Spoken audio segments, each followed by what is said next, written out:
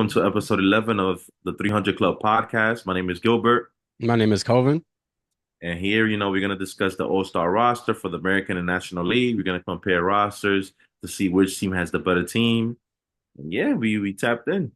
All right, and then before we deep dive into the roster, make sure that you guys go ahead and like and subscribe to all of our content at the 300 Club Podcast. Make sure you guys follow us on Instagram, X, TikTok, and YouTube. Go ahead and support us as we are on the road to 100 followers and subscribers. So go ahead and support the channel.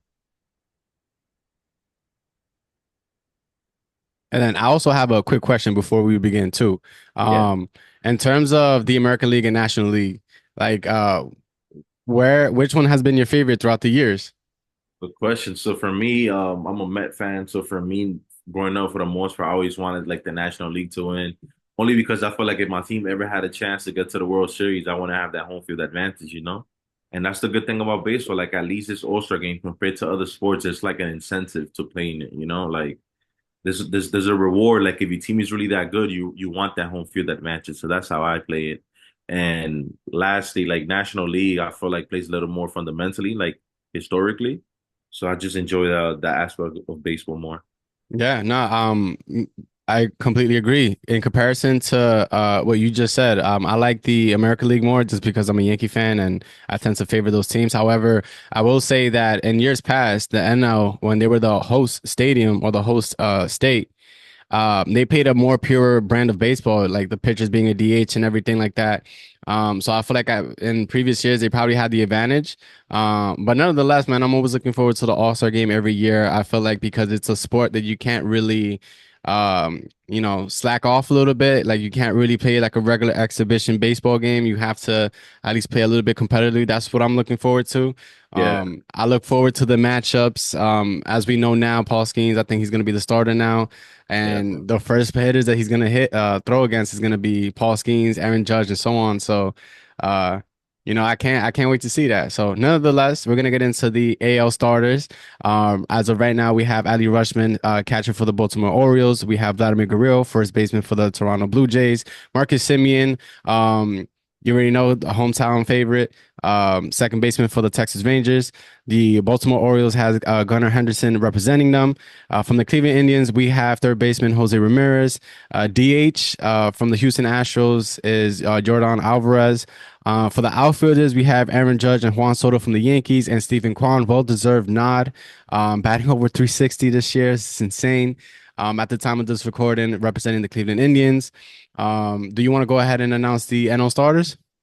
Yeah, we got a young phenom in William Contreras at catching for the Brewers. We got two-time MVP Bryce Harper at first base. We got an underrated star in Ketel Marte at second for the D-backs. We got shortstop Trey Turner, Captain America. We got third baseman, one of the youngsters from the Phillies, also Alec Bohm. We got the unicorn, the GOAT, the two-way star, Shohei Ohtani from the Dodgers at the age. We got first-time All-Star Jerson Profar. If you've been watching baseball for over 10 years, you kind of know who this kid is. And, well, he's not even a kid anymore, but yeah, well deserved. Then we got Christian Yelich making his way back to the All-Star team in the outfield. And then we got Fernando Tatis Jr. again from the Padres in the outfield as well. Alrighty, and then as we break down the rosters here, we want to go ahead and compare the starters from one another. So first things first, comparing the catchers here, we have Adley Rushman and Wilson Contreras. Out of William. these two, William Contreras, I'm sorry, thank you for the correction. Out of these two, which one do you feel like is better in your opinion? That's tough. I feel like the Ori's been rolling. Part of it is because of Rutschman too, and he came last year. I believe he came up last year, the year before. I think it was last year, and they've just been cruising ever since. And he's transformed that organization to be what it is right now. William Contreras is looking one of the best catchers in the game right now. He used to be in the Braves, as we spoke about in the past. I think they should have kept him, but they traded him, and he's making the best of his opportunities in the Brewers. But if I had to choose for the future, probably Rutschman. He's a switch hitter.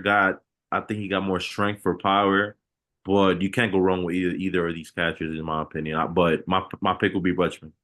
I agree. I agree. I'm gonna go with Adley Rushman also.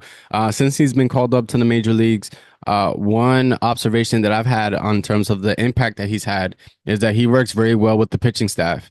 Yeah. Um, I do think that working well with the pitching staff is very important when it comes down to, just day to day, making sure that the pitchers are throwing what they need to throw or depending on how they're feeling, making adjustments along the way. Adley Rushman, I think, he's years beyond his time. He's a switch hitting catcher. He's great offensively, which nowadays both these catchers are great offensive catchers as well. And that's something that I think we took for granted in years past. Yeah. In a big ballpark like Camden Yards, I don't think it's that difficult to be able to be in sync with the pitcher nowadays, because the ballpark is a lot bigger. But nonetheless, that does not diminish the impact that he's had on this young Orioles team. So I agree with you on that. Moving on to the first base category, I think this might be a tougher category for most people. We have Vladimir Guerrero Jr. and we also have Bryce Harper from the Phillies. Let me go ahead and take the lead on this one really quickly. I don't think it's any surprise. I'm gonna go with Bryce Harper on this one. He's a stud, adopted a new position. I don't think there's anything much else to say about Bryce Harper, but how do you feel about that one? I think I might go with Harper only Yeah. because the track record, that's what it displays. The two-time MVP, been to the World Series once, and this dude he's just worth every penny of that contract. At first, people were questioning it, but I feel like he's done it, if not more, as a Philly, over $300 million contract. Vladdy, he has a high upside, but I feel like compared to that year where he was in the competition with Otani, I believe 2 to 3 years ago, Yeah. he hasn't. I wouldn't say he's not below average. He just hasn't reached that peak again. And my question is like, are you gonna be able to do that peak again? Because he hasn't done it in about 2 years, So, but then again, he's also young. Um, he's also in the trade market right now, so it just depends. But as of right now, I'll pick Harper, even though he's a bolder. Yeah, I agree. It's just the level of consistency that Bryce Harper has displayed throughout the years has been phenomenal. He's coming back from Tommy John surgery. He's learning a new position, and he's still excelling for this first place Phillies team. that's right. Vladimir Guerrero had a slow start.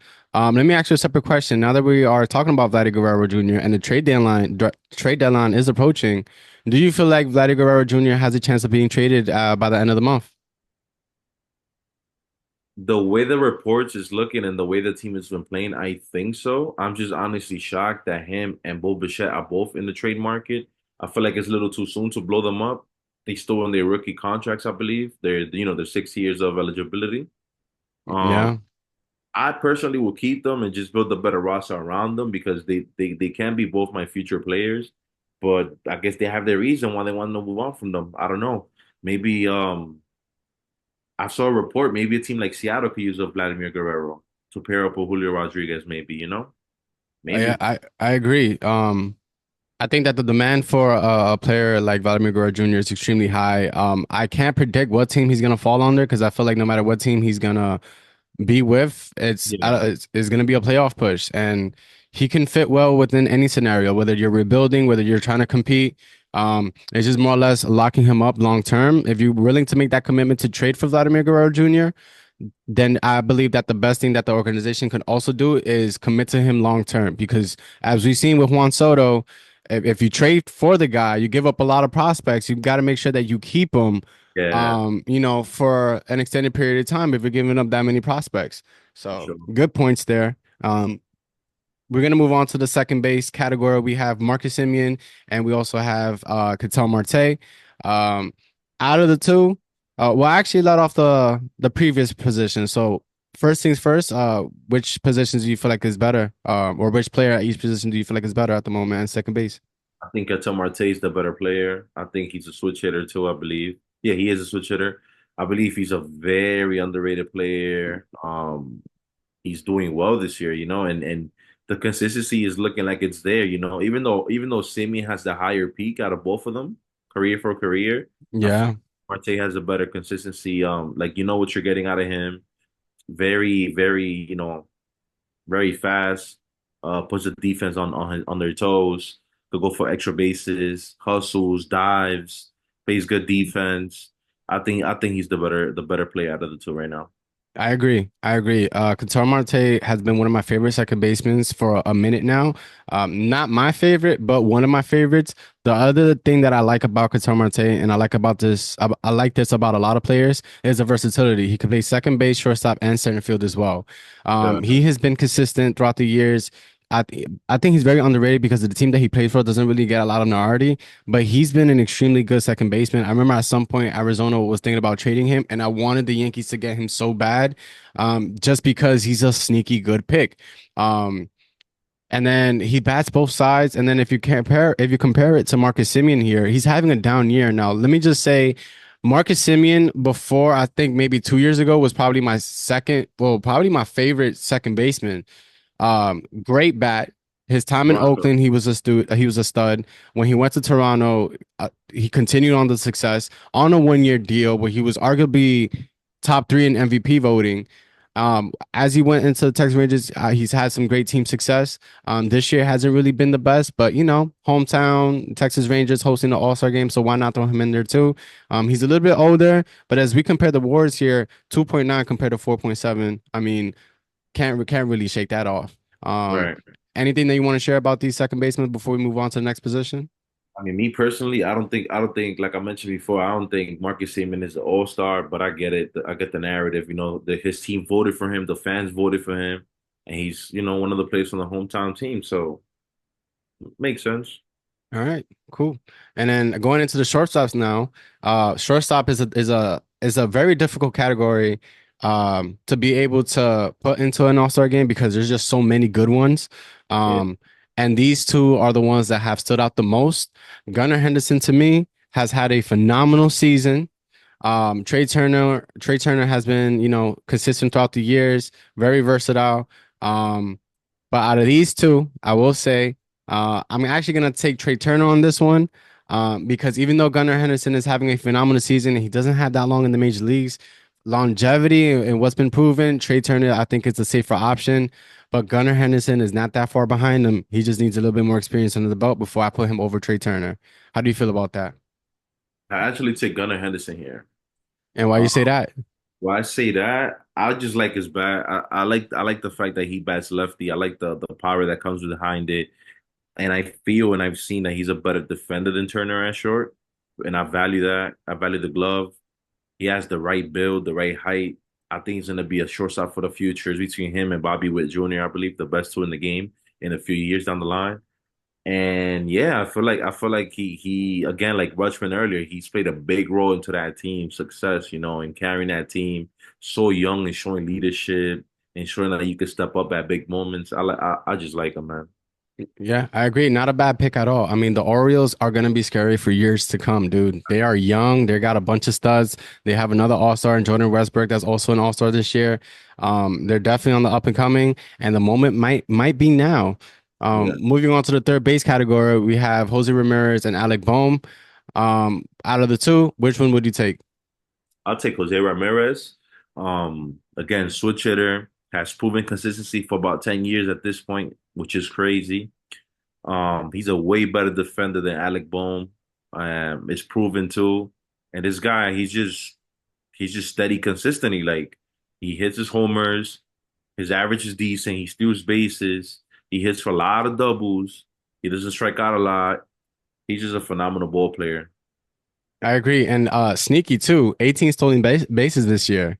So Yeah, he does it all. I mean, he's 5'9", 190. You can consider him to be undersized in baseball. yeah. And yet he still gets it done. I love Jose Ramirez. I think he's one of the most underrated players in the MLB because of the team that he plays for. He signed long term with them, which I was a little bit disappointed because if you picture this guy in the Boston Red Sox and the New York Mets and any other major market, this dude would be known a lot more. But maybe that's something that he doesn't really care about, and that's what makes me love the player of this caliber even more. Somebody who doesn't care about the spotlight, just wants to go ahead and produce, and he's been doing that for years. For the Cleveland Guardians, I want to go ahead and show you his level of consistency so far. With the Cleveland Indians or Guardians, not too long ago, he almost hit 40 home runs, over 100 RBIs. He did it again in 2021, almost reaching that plateau. In 2022, he's like another level of consistency, dude. Like every year, it seems as though he gives you at least 20 to 24 home runs a year, light, over 80 RBIs. Like this dude is a stud. Yeah, and He's you and you he's a you can stud. even see in the 162 game average, he's sitting an average of 28 homers, 96 ribbies, and 26 stolen bases, as well as scoring 100 runs. Like this dude, he spread out. He does a little bit of everything, bro, and I just appreciate that consistency, you know? Yeah, absolutely, man. The dude is a stud. The DH category is a little bit more difficult. Yeah. Two phenomenal, great hitters, hitters that are their main focus this year is just hitting. We have Yordan Alvarez from the Houston Astros, and we also have Shohei Ohtani from the Los Angeles Dodgers. Um, I think I know where you might go with this one. Um, and I'm gonna go with the same category. It's really hard to go against Shohei Ohtani in any category. What else needs to be said about the unicorn himself, the two-way player, the sensation, Shohei Ohtani, bro? Even as a hitter, one thing that stood out to me is that even as a hitter this year, he's still one of the top hitters in the MLB. So even if he does not continue to pitch later in his career, I think that his bat would do what is where the value is going to be provided from. And it's phenomenal to see. How about you? Yeah, I mean, it's impressive that even if like worst case scenario, if he doesn't pitch anymore, like you know that he's a productive hitter. He's not like no slouch. He elevates his game. He's hitting over 300 at hitting, I believe this year too, and over like 20 home runs. So this dude is he's too focused, he's too driven. I'm gonna choose Shohei Ohtani too. It's just hard to dismiss Jordan Alvarez. This dude is also in the MVP conversation practically every year now. He's in his prime. He signed a large contract. He plays a big role in the Houston Astros success and how they play their game and their format and whatnot, you know. So, but Ohtani, he's just a different level of player, and this dude is in his prime, has a massive, massive contract, two-time MVP, four-time All-Star, Rookie of the Year. Like he does it all. I would like to see if he can get a Cy Young at some point, but it might be a little hard considering he's doing two things at once. Yeah. So, but I can't wait to see him back on the mound. I feel like that's another element that just creates a bigger stardom out of him, you know? Yeah, and actually, let's dive a little bit deeper on Shohei Ohtani, as you mentioned before, all of his accolades, and that you would want him to, you would like for him to have a Cy Young Award eventually in his career. Um, you know, maybe that's possible. Hot take. I don't think Shohei Ohtani, his longevity in pitching is going to last as long. Because of Yeah. the injury record, I believe that he already had Tommy John surgery at least once, and he opted not to do surgery the second go round. And we don't know yet the long-term effects of these type of procedures. So that's why I think that, in terms of pitching, I question his durability, but his hitting to me has proven itself this year to me that he's a great hitter, and even if that's where his majority of his value is going to lie, he's providing Judge-esque or Barry Bonds-esque numbers just as a hitter, and then 23 stolen bases as well. I think that's something that people take for granted is that the dude is fast. He is a Does it complete all. athlete. Does it all. He does it all, No, man. Like, if you really focus on Otani, like if you see him, he's a big dude, bro. Like he's strong, he's tall, he's long, you know, like so yeah, he's a unicorn, like you say. But yeah. yeah, this dude is impressive. I would say though, if the concern is pitching and longevity in the future, maybe transition him out of the bullpen. Maybe you could preserve him as a closer or something, as a reliever.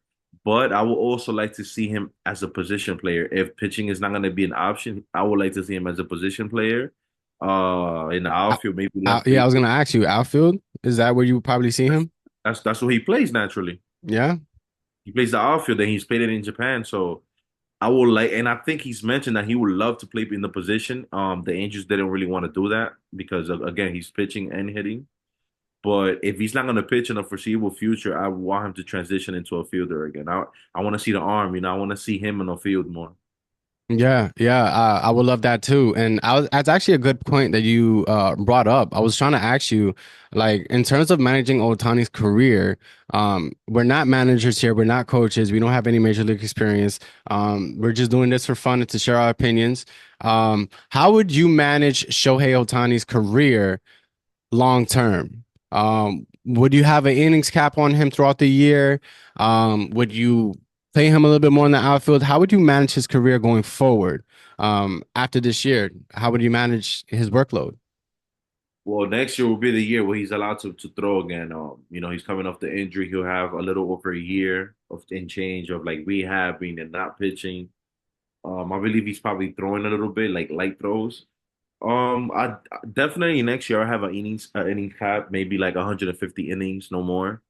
Once he's getting closer to that role, maybe transition him to the bullpen or something, or as a closer. Like he has closer stuff if needed in the tank for 1 inning, But he's so great as a starter too.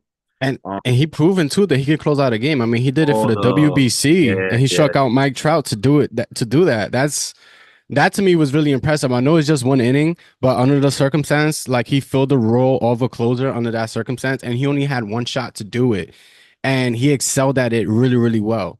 And it was So a high leverage moment too. a high leverage moment, exactly. So I think that that's something he could definitely do. You know, it's not necessary that he becomes a starter or continues to be a starter towards the end of his career. He can close out the game, and I think that in terms of workload, we don't know what a player like Otani is going to be like 10 years from now. We don't know. These all we're all seeing this for the very first time.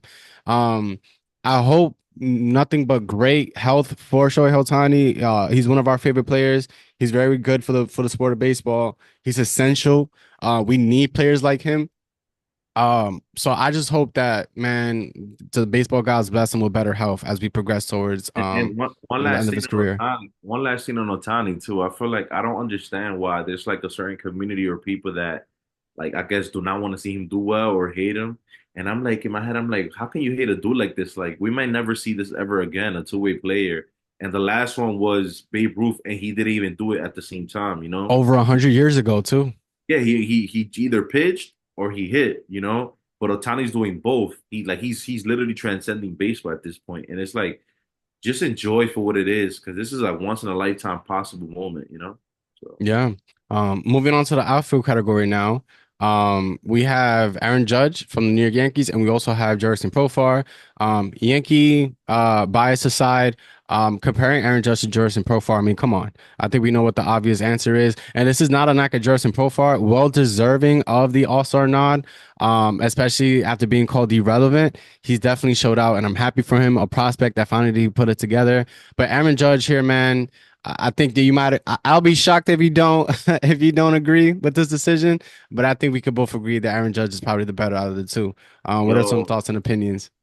look at his OPS plus, bro. I've never seen an OPS plus over 200, bro. Wow, Yeah, this dude, he's just phenomenal, man. I'm not a Yankee fan, but I love watching Judge. This dude he's arguably the Barry Bonds of our generation. He's moving like Barry Bonds. He's a great outfielder. He transitioned from right field to center field a lot too, showing up his range, great arm, great range, great leadership too, quietly but great leader. And this dude, he just smashes and mashes. And the fact that he's sitting over 300 with the high home run rate is impressive. And he's a big reason why the Yankees have success too. So can't go wrong with that. I agree. I mean, nothing else needs to be said. I think this dude is on his way to being MVP this year. 6.3 WAR, home runs, 34 at the All-Star break. It is possible that he could shatter his previous record. Even if it's just by one, I think it's still doable. The stolen bases doesn't really get me that upset because at the end of the day, he's had some freak injuries of just random things happening to him, whether it was, tearing a ligament in his toe or, fractured wrist by a hit by pitch that I do not want this guy to be stealing any bases just because of the Yankees, man, but we're injury Yeah, prone. It is what it is. So yeah. protect him at any cost. But Aaron Judge, man, there's nothing else that we need to say about him. He's phenomenal. 6-time All-Star, three-time Silver Slugger, MVP, the home run derby winner. I mean, the dude is great, man. There's You nothing else know, that you needs know to be what's said. crazy too? Like he's listed at 6'7". It's like it's so impressive how a dude that big has such a fast swing, bro. Because with longer arms, you're gonna have more time to travel to get around the ball. You know what I mean? Yeah, the bat speed is definitely there, but one thing that I have seen from him this year is I feel like he's batting through the zone a little bit better. Like he closed off his stance a little bit, Right. and it's been working out for him, man. I'm I love me some Aaron Judge, bro. I can't blame him, bro. He's Any team will, phenomenal. any team will want him. Yeah. Yeah. I also saw recently that the Tampa Bay Rays offered him a big contract as well. I thought that was interesting. Like 300 million or something like that too. Yeah, and like I don't knock it because at the end of the day, who wouldn't like you'll be stupid to not at least try your chances to get an Aaron Judge. Like you have to at least try. I just feel like I appreciate and respect that they've tried. It probably also would have likely been the biggest contract they would have offered anyone because they're a small market team. My only concern is that hypothetically, let's say Judge signs with the Rays, right, with that contract. I feel like he might run into a situation like A-Rod did with the Rangers, where maybe 2 to 3 years in, the owner might try to trade him because that contract is not sustainable for the revenue that a small market team generates. So I feel like they would have been in a deficit not soon after, like a few years after that contract. So maybe he wouldn't have lasted the whole time there. So I think the Rays are looking for a star player because I believe that they're trying to get a new stadium and to create a bigger buzz around their team and to create and to pretty much invest into a player so that way they can get a little bit more revenue.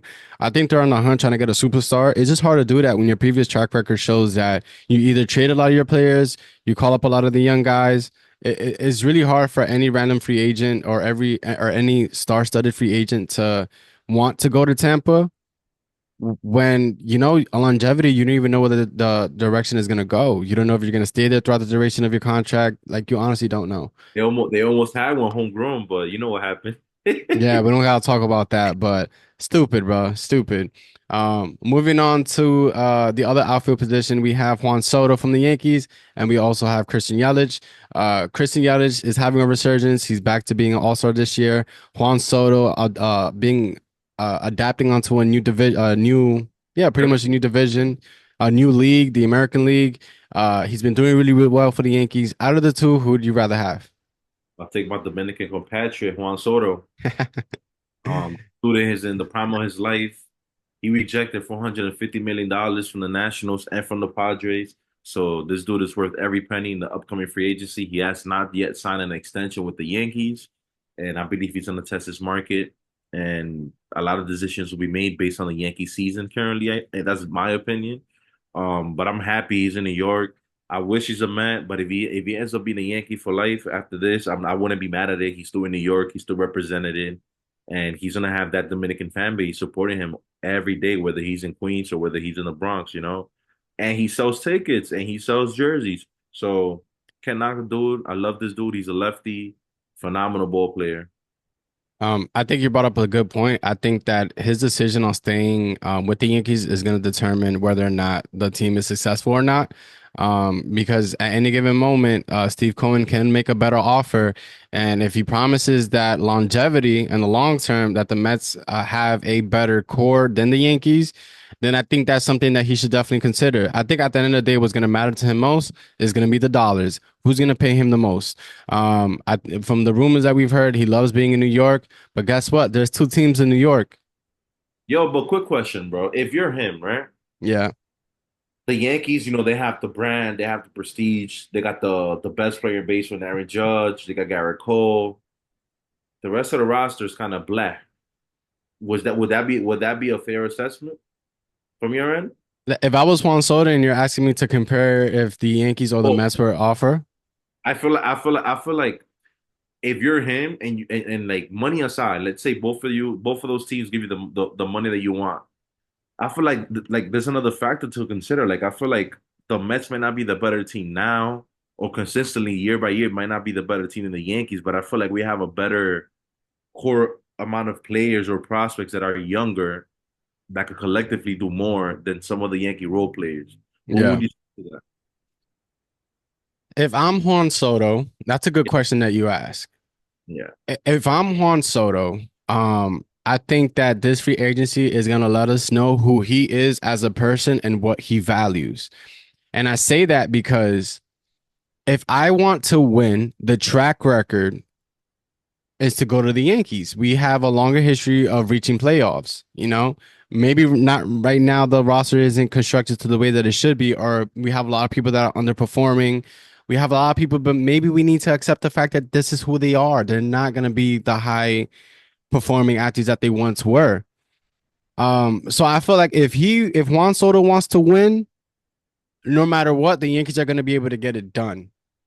But then everything else comes along with it. You know, right now there are some question marks involving the roster, but again, because of our history, we do make playoffs what tends to be every year. Right now, we're riding the wave of Aaron Judge and Caracole's prime. We have to make sure that, That's how I feel. Yeah, they get and then carried in a sense. Yeah, right, and then the Yankees don't really rebuild either. So even after they're retiring and Juan Soto becomes the guy, I'm pretty sure we're either gonna attract either new free agents or we have pretty good prospects on the way. We have Spencer Jones, we have Jason Dominguez. It's just that everything else is pretty much a question mark.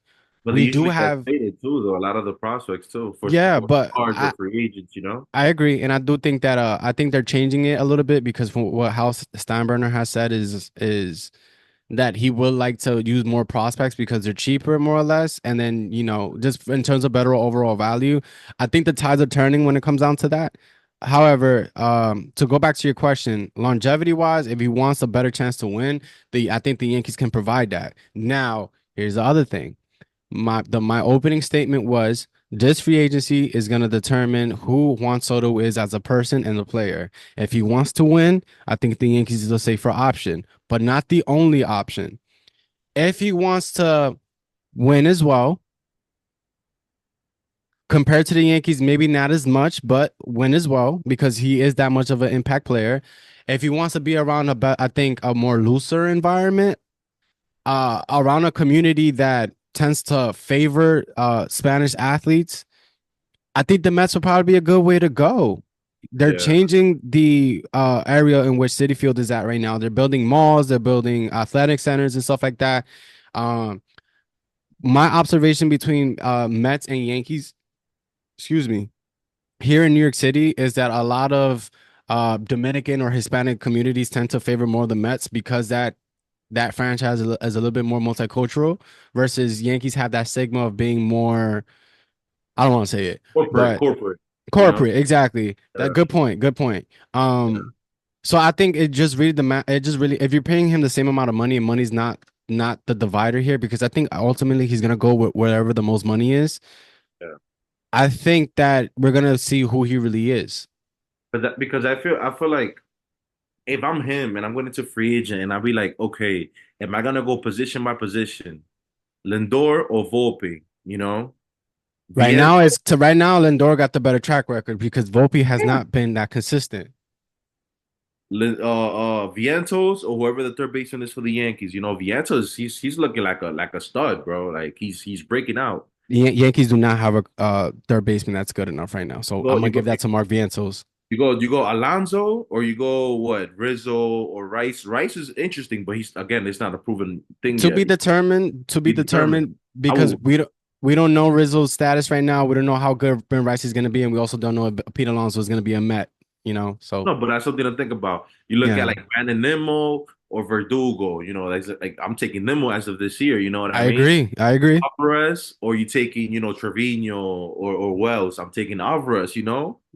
So it's like you got Mauricio coming up soon. You got Acuna coming up soon. Like there's a lot of high end prospects in the Met side, and that all these players could be MLB ready by the time they come up and play a role. So it's like now you add Soto to that element, maybe that team could take off. I'm just saying hypothetically, like I would compare rosters and see like if I'm staying in New York, what would give me the better chance to like sustain winning? Like, yeah, the Yankees will likely make the playoffs every year, but will they actually get it done? Because there's always going to be some type of holes or flaws in their lineup or their defense. Whereas the Mets now it looks like it's a transitional tide where it's like the Mets and the baby Mets. You know what I mean? So just I agree. I That was a great point that you brought up, and that's why we love having these discussions. Go ahead and share your comments down in the description. Make sure that you guys DM us as well what your answer could be. Where do you guys feel like Juan Soto will be heading towards free agency? Do you feel like he could be a Met, a Yankee, another team that we didn't mention yet? So interesting points that you mentioned. So thank you for that. As we go ahead and wrap up the starters for the All Star game, lastly we have Stephen Kwan and Fernando Tatis Jr. I think this is actually closer than I guess what people would assume. Two great players here. I'm biased. I'm gonna go with Fernando Tatis Jr. He's one of my favorite players. One of my most flashy guys. Very marketable. Adopted into a new position in the outfield and took it to the chin. It's something very hard to do. Yeah, it's not what he has provided previously. However, the dude still has been producing. Now, out of the two, which one do you feel like you would want to take out of the two? It's hard because on one hand you got Quan hitting 360. He's looking like the batting title winner. He's playing great for the Guardians alongside Ramirez. And the other side, you got the underachieving Padres. Fernando Tatis, obviously, it's not as good as his peak before the PEDs, but still pretty good. You know, he's still putting up good stats. He seems to get it going a little more now as the season is progressing. He did win a Gold Glove in the outfield, switching from shortstop to outfield. So I Yeah, think I'm picking Tatis because of the defense. I feel like he's saving a lot of more runs in the outfield. Both of them are outfielders. I feel like Tatis has the way better arm, better range too, covers more ground, would steal more bases when, I mean, he's not stealing now, I think, because of the injury concerns, but he is capable to steal way more bases. And I think he has a higher chance to produce more like extra base hits and produce more runs, whereas Steven Kwan doesn't really provide pop. It's mostly just singles. So I'll pick Tatis. I agree. I agree. And this is not a knock at Stephen Kwan at all. He's a phenomenal hitter. He's batting over 360 at the time of this recording. It's just that in terms of overall game, I feel like Fernando Tatis Jr. can impact the game in a lot better aspects than what Stephen Kwan can do, and that's why I'm selecting him as my favorite. So now looking at surface value, or surface level value, out of these two, which rosters do you feel like, which starting lineup right now do you feel like it's better? Surface value, looking at it like this, I think the American League has the better roster to starters. But I think like if you break the games down and analytics and stuff, I think the NL roster is the better team. I agree. I agree. I think at surface level, I think the AL starters is on paper better, uh, but do not diminish the value that the NL starters could bring. Like I said, there's not a big difference between Ali Rushman and Contreras. Um, Bryce Harper, I think is better than Vladimir Guerrero. Qatar Marte, I think is better than Marcus Yeah. Simeon. The shortstop battle could go either or direction. The DHs, I mean, who can compare to Shohei Ohtani? Let's be honest. I think that where the NL starters lack is the outfield because of The the peaks. the peaks of Aaron Judge and Juan Soto is definitely the deciding factor. So it's very, very neck and neck. It's closer than what people assume. Yeah. Um, so it is what it is. Now let's go ahead and discuss the reserves really quickly, or the starting pitchers, should I say. For the starting pitchers for the American League, we have Tyler Anderson from the Los Angeles Angels. We have Corbin Burns.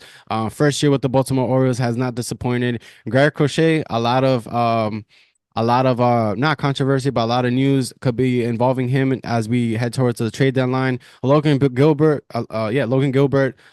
tall right-handed starting pitcher from the Seattle Mariners. Turner Houck from the Boston Red Sox. Super, super slept on. I think this is like not his first time being an all-star. So really good pitcher there. We also have Seth Lugo, former Met, who is having somewhat of a resurgence.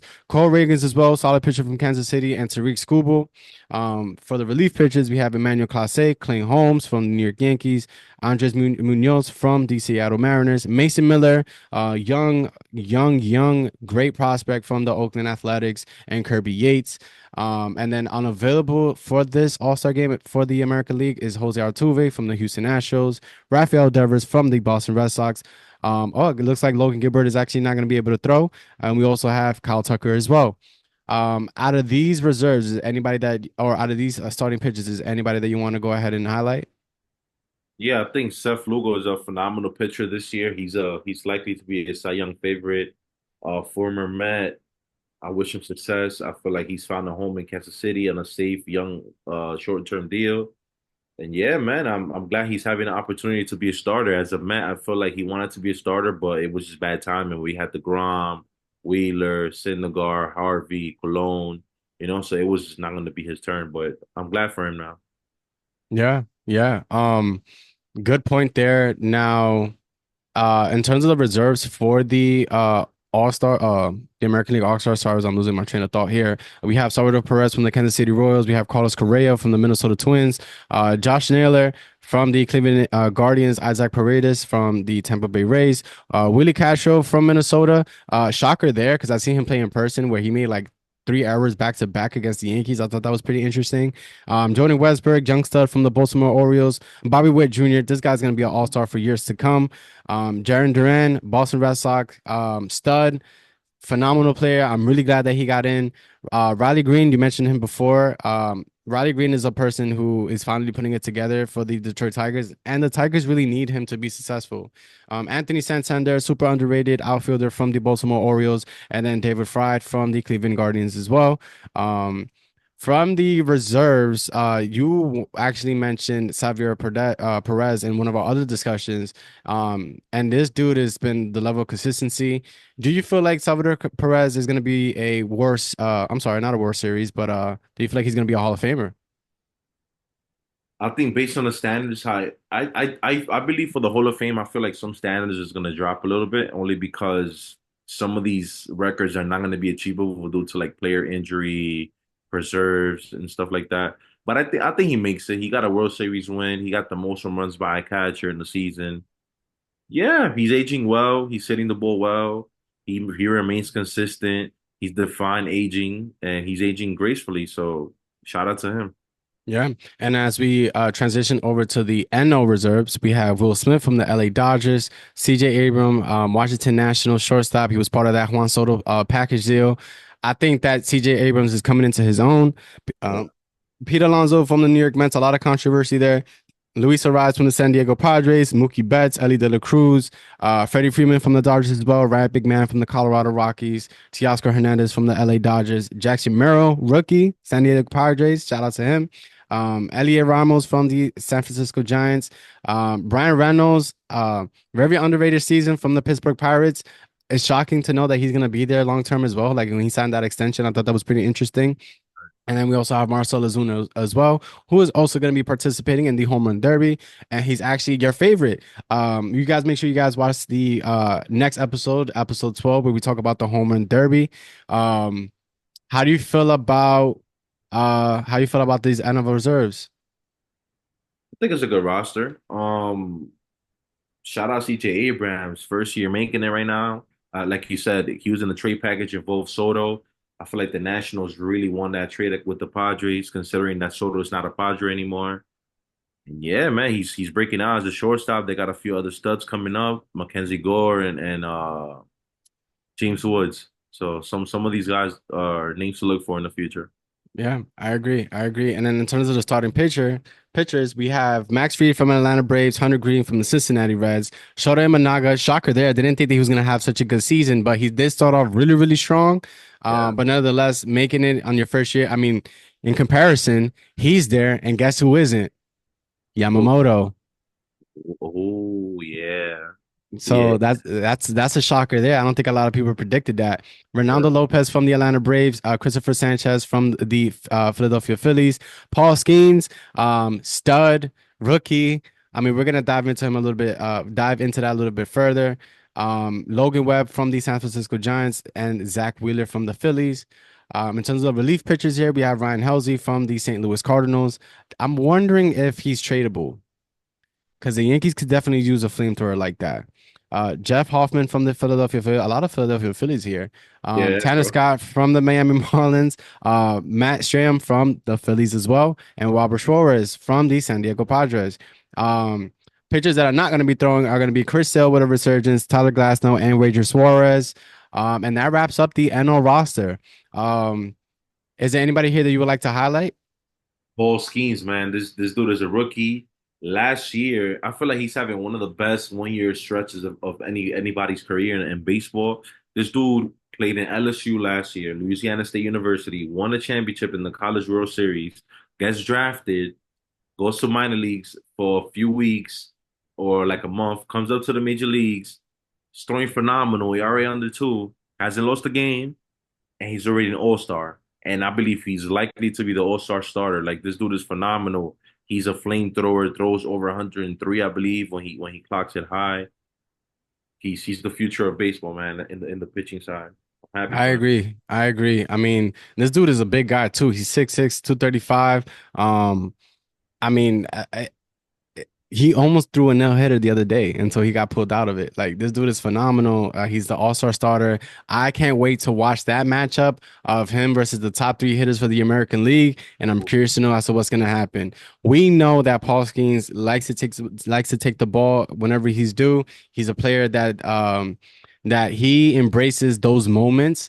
As we saw earlier this year, I think it was him against Shohei Ohtani where he struck him out on three straight fastballs. And then the second go round, he tried to do it again, and Otani ended up getting him. So I'm curious to know what was going to be his strategy going into this All-Star game. Man, this dude, it's crazy that his positions are designated hitter and catcher. Yeah, I don't Uh, know how. I'm curious now. I want to do some research on my own. right, right. I mean, he looks like a catcher. Um, but nonetheless, man, I think he's gonna be pretty good. One thing that you did want to highlight really quickly before we go here is the All-Star game uniforms. We're gonna go ahead and take a look at that right now and share some opinions on it. Um, I think we dived a little bit deeper into this in our previous episode. I'm sorry, in our next episode, episode 12, where we talk about the home run derby. But as of right now, this is what the jersey looks like. What are some thoughts and opinions that you want to share about them? As I mentioned, I love the hat. I actually like that they have the two stripes with the stars. It represents Texas as the Lone Star State. My only my pushback is the jersey in itself. I feel like it just gives up Miami Marlins vibes. I don't see how it represents the Rangers or it doesn't even have the Rangers colors. I don't like the wording. I feel like it's too much overload. National League, American League is too much. If you look at previous jerseys, it just either says American or National. Maybe that would have helped the outlook and the optics of how the jersey looks. But nonetheless, I feel like the jerseys are a miss. The colors are a miss, and the hat is the only thing great about this whole thing put together. Yeah, no, yeah, I don't like it at all. I don't like this one at all. I just feel like it doesn't tie to the Texas Rangers at all. I would have liked to seen as basic as it makes made it sound. You know, the Texas Rangers, their colors are blue, red, and white. You know, it is a summer classic. I would have liked for them to have favored those colors a little bit more. Yeah. Um, I don't even think this like the National League jersey is gonna look good in their home ballpark at all. I don't see it, but we do actually dive deeper into this in our next episode, on episode 12, where we talk about the home run derby. Gil, is there anything that you want to share to the peoples before we sign off? Hey man, stay safe. Tune into the to this podcast. Subscribe, like. All Star Weekend coming up. We'll need a break. Halfway through the season, the Mets are rolling right now. We won again last night. We're second place in the walk our standings. Big yes. I'm happy. I feel like my season was gonna be way worse than this, the way it looked in May. But hey, we bounced back, man. I believe we had the best or second best record since June 2nd, I believe. I think we have the highest runs per game. I feel like we score a lot of runs now. So that's a shocker. We do need a little help with the bullpen. It's kind of we almost lost a lot of close games. We probably should look into some acquisitions in the deadline for the bullpen. Nonetheless, though, we're winning a lot of one run games. I feel like we have the most wins in one run games this year. And yeah, man, I'm just happy. Looking forward to the second half of the season. Any last words from your end? No, I agree with everything that you said about the Mets. You guys are playing a winning brand of baseball, and that's something that the Yankees have not been able to do. You know, they've been struggling. So I think that the All-Star break will probably do us some justice. I think we won yesterday, but we're still. What's shocking to me is that we still have the third best record in the American League, and we've been struggling. So I think that that's normal in a major league season, that if you peak so high, your lows are going to be just as low. And I think that that's where we went through. Something had to bring us back down to earth. So I rather it happen now, get it out the way before the All-Star break, because going into the trade deadline, as we call up our prospects for September and then making this playoff push, I think that I'd rather have everybody healthy for then than now. It is what it is. But thank you guys for watching episode 11 here on the 300 Club podcast. Thank you for watching our All-Star game roster breakdown. We will have another episode 12, where we talk about the home run derby participants and our predictions in regards to that. We also go into more in-depth detail about the jerseys for the All-Star game. Should they wear their home team, their own team's uniforms, or should they wear the ones that come out every year designed by Nike? We'll go ahead and dive deeper into that. Go ahead and sign us out, Gil.